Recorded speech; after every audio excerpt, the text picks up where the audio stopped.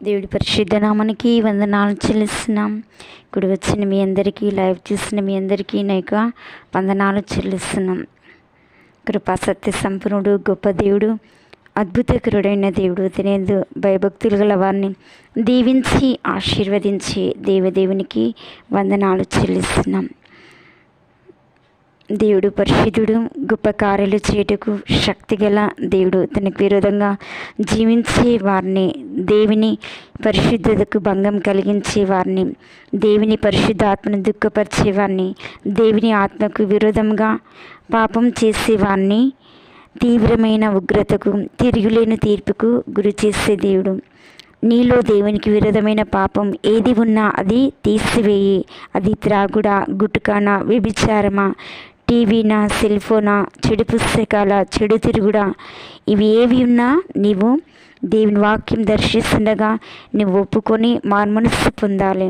భక్తుడైన యెషయా వాక్యం తనను దర్శిస్తుండగా పాపంపై దైవ తీర్పును చూచిన యెషయా తన హృదయం ముక్కా చెక్కలైపోయి ఆత్మలో విరిగిపోయాడు. గుండె పగిలిపోయింది. ఏడుస్తూ దేవునికి మొరపెడుతున్నాడు. వాక్యం వింటున్న నీవు వాక్యం గ్రహిస్తున్నావా? వాక్యం చదువుచున్నావా? గ్రహించిన వాక్యం నీ జీవితంలో అప్లై చేసుకుంటున్నావా? నీ స్థితిని మార్చుకుంటున్నావా? నీ పాపం మార్చుకుంటున్నావా?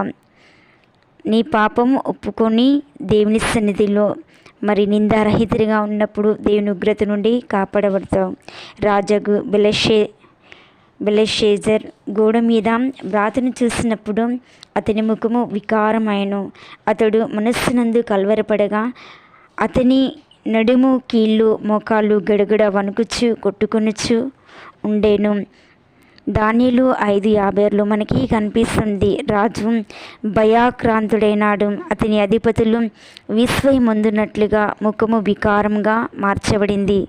దేవుని సన్నిధిలో త్రాగుడు, దేవుని సన్నిధిలో దేవుని పాత్రలో అపవిత్రమైన ద్రాక్షరసం పోసుకుని త్రాగి దేవునికి విరోధంగా పాపం చేసిన రాజు ఉగ్రతకు గురైనాడు. తన రాజ్యము మరి తక్కువ చేయబడింది. తన రాజ్యము ముక్కా చెక్కలైపోయి 10 దేశాలకు తన రాజ్యము అప్పగించబడింది. కాబట్టి దేవుని సన్నిధి విషయం జాగ్రత్త. నీ ప్రవర్తన జాగ్రత్త చూసుకో.